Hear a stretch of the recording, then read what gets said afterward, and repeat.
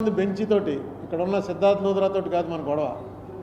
Bench మనకు ఆయన మాటలు నమ్ముతోంది అని మనకు అనుమానం వస్తే అప్పుడు మనం వెర్షన్ చెప్పాలి. బెంచ్ వాళ్ళు అడుగుతున్నారు కదా ఇదేంటని, ఏంటి సిద్ధార్థ లూథరా గారు చెప్పింది నేను బయటకు వచ్చి మాట్లాడకూడదని, ప్రెస్ మీట్ పెట్టకూడదు, బయటికి వెళ్ళేసి ఇంకా అరుణ్ కుమార్ మొదలెట్టేస్తాడు 87 ఏళ్ల రామోజీరావు గారికి ఎంత హ్యూమిలియేషను అంటే మనం ఇంకేం చెప్తాం. కోర్టులో జరిగింది బయట వచ్చి జనాలు చెప్పకపోతే ఇంత సెన్సేషనల్ కేసులో రామోజీరావు గారు అంటే ఏమన్నా మామూలు వ్యక్తి, పెద్ద సెలబ్రిటీ, ఒక సెలబ్రిటీ కాబట్టి ఈ కేసుకి ఇంత ఇంట్రెస్ట్ వచ్చింది.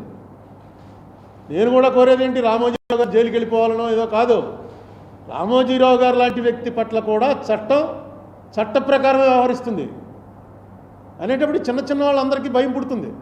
అయ్యో రామోజీరావు గారే చిన్న తేడా చేస్తే కోర్టు పట్టిందిరా, మనం తేడా చేస్తే తీసుకెళ్ళి జైల్లో వేసేస్తారు, జాగ్రత్తగా ఉండాలిరా అని. ఇది ఫైనాన్షియల్ నేరం. ఇది ఫైనాన్షియల్ నేరంలో ఇలా జరుగుతుంటే ఆఖరికి వచ్చి నేను ఆశ్చర్యపోయాను అనమాట. నేను ఎప్పుడైనా, మీరు ఎంతమంది ఉన్నారు, నేను ఎప్పుడైనా ఎవరి గురించైనా పరుషంగా మాట్లాడానా? ఎప్పుడైనా మాట దొరికి రామోజీరావు గారు అనడానికి మర్చిపోయి రామోజీరావు అని వదిలేశానేమో, కానీ నాకు రామోజీరావు గారు అనే అంటాను నేను. ఆయన చేసింది డబ్బులు ఎగ్గొట్టేశాడు, పారిపోతున్నాడు, అమెరికా వేసా రెడీగా ఉంది. ఈవేళ ఈనాడులో వార్తలు చూడండి, ఈవేళ కాదు ఏనాటి నుంచి. ఒక రోజైతే నేను ఈనాడు తీసి ఆశ్చర్యపోయాను. చౌదరి గారని ఒక ఆయన విజిలెన్స్ చీఫ్ చేశాడు, మీకు గుర్తుందా? కేవీ చౌదరియా, కొసరాజు వీరయ్య చౌదరి. ఆయన అపాయింట్మెంట్ అవగానే నేను ఎంక్వైరీ చేశాను, ఎవరండి ఈయన చౌదరి అంటే, మనస్ చౌదరియా లేకపోతే రాజస్థాన్లో హర్యానాలో చౌదరీస్ ఉంటారు. ఎందుకంటే చాలా పెద్ద ఉద్యోగం అది.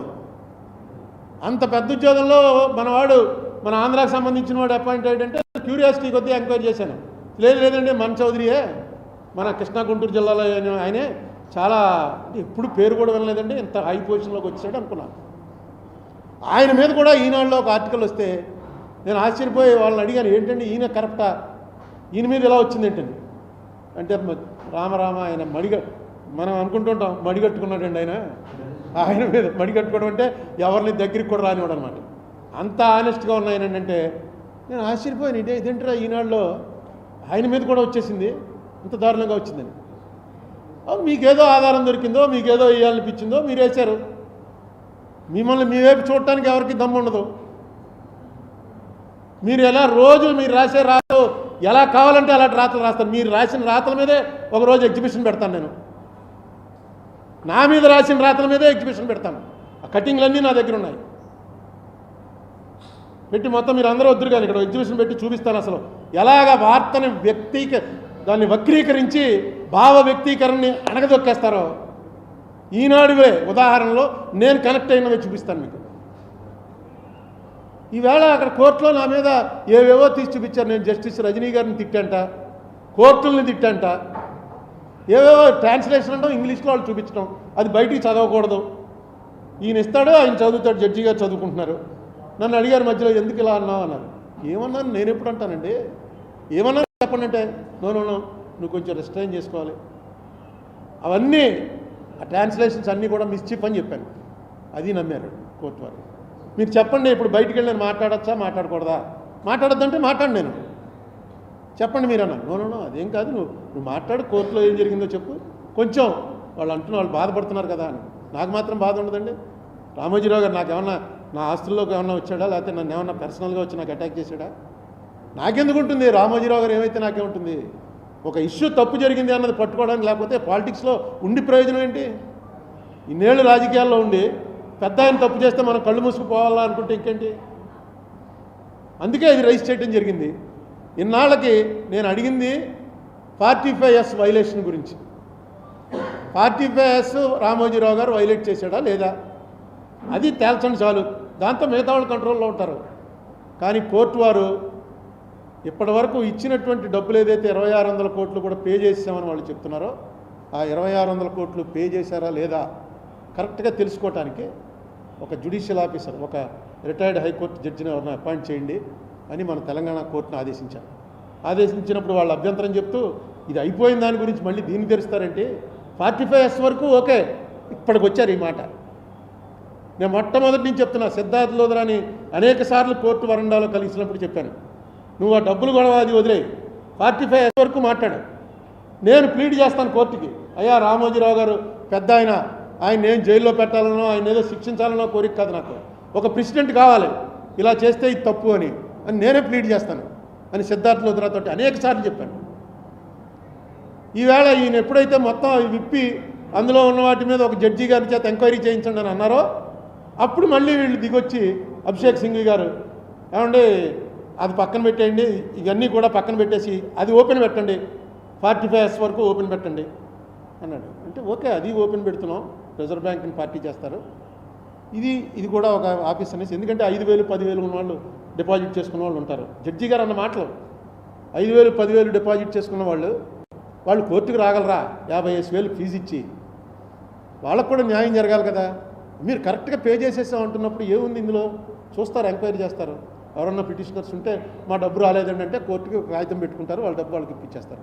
నో సరిగ్గా 80 నిమిషాల సేపు ముగ్గురు అడ్వకేట్లు, టాప్ అడ్వకేట్స్, ఇవాళ ఇండియాలో ఉన్నటువంటి టాప్ అడ్వకేట్స్ ముగ్గురు వచ్చి 80 నిమిషాలు ఆర్గ్యూ చేశారు. నేను అసలు నోరెప్పలేదు. నేను ఇదిగో నా మీద వచ్చినప్పుడు మేము ఎత్తాను తప్ప, ఎందుకంటే రమేష్ చెప్పాడు పక్కనే ఉండి, నేను కూడా చెప్దాం అనుకున్నాను, నువ్వేం మాట్లాడతావు. ఎందుకంటే క్లియర్గా ఆయనే ప్రశ్న వచ్చి జడ్జి గారే ప్రశ్న వేస్తున్నాడు. మనం వేసిన దానికన్నా జడ్జి గారు వేసే ప్రశ్నకి వాల్యూ ఎక్కువ ఉంటుంది, నువ్వు మాట్లాడకన్నాడు. నేను పక్కనే ఇంకో సీనియర్ అడ్వకేట్ స్టేట్ గవర్నమెంట్ తరఫున వచ్చిన నిరంజన్ రెడ్డి, నేను ఈ పక్కన నిలబడతాం, వాళ్ళు వాళ్ళు ఆ పక్కన నిలబడతారు, జడ్జీలు పైన కూర్చుని ఉంటారు. నేను అంటే నిరంజన్ రెడ్డి గారిని అడిగాను మాట్లాడొద్దంటే, ఆయన కూడా court will take care of. అంటే నిజంగా చెప్తున్నాను, నాకు అనిపించింది ఆ ఇద్దరు కూర్చున్న జడ్జీల్లో ఒక ఆయన ఎన్టీ రామారావు ఫోన్ ఉంటాడు, ఇంకొక ఆయనకి రాజశేఖర రెడ్డి ఫోన్ ఉంటాడు. ఎందుకంటే రాజశేఖర రెడ్డికి ఫోన్ జడ్జి గారు ఏం మాట్లాడాల అలా కూర్చున్నాడు. ఎన్టీ రామారావు గారు ఆయన పెద్ద జడ్జి ఇద్దరులో. ఆయన ప్రతి వాళ్ళు పెట్టిన అంటే అంత చదువుకుని వచ్చారు. కోర్టు ఎన్నండి మేము వేసిన పేజీలు ఎన్ని ఉంటాయనుకుంటున్నారు? ఈ కేసుకు సంబంధించి కోర్టు వారి దగ్గర 1000 పేజీలు ఉంటాయి. మేమేసింది, వాళ్ళు వేసిన దాని మీద మేమేసింది, మధ్యలో వచ్చి గవర్నమెంట్ వేసింది, కౌంటర్ ఎఫిడవిట్లు ఇవన్నీ ఎప్పుడు చదివారో, ఎలా అంతా ఇచ్చేశారో, ఎవరు అసిస్ట్ చేశారో నిజంగా గ్రేట్. వాళ్ళు చెప్పిన ప్రతి పని, ఎందుకంటే అడ్వకేట్స్ బోర్డు అంతా డబ్బులు తీసుకుని వస్తారు కాబట్టి వాళ్ళు ఎలా ట్విస్ట్ చేయాలో దాంట్లో ఎక్స్పర్ట్లు, అందుకే ఆ లెవెల్కి వెళ్ళారు వాళ్ళు. అంతంత పేమెంట్లు తీసుకునే అడ్వకేట్స్గా పెరిగారంటే అపారమైన మేధస్సు ఉండాలి.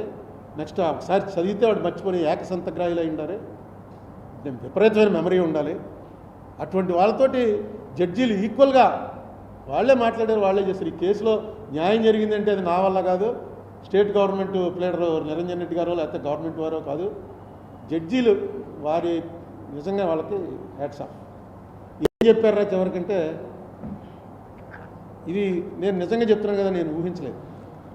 మ్యాక్సిమం ఏమంటారంటే, సరే డబ్బులు అంతా పే చేస్తావు కాబట్టి 45S ఈజ్ ఓపెన్ అంటే దాని మీద నిర్ణయం తీసుకుంటాం.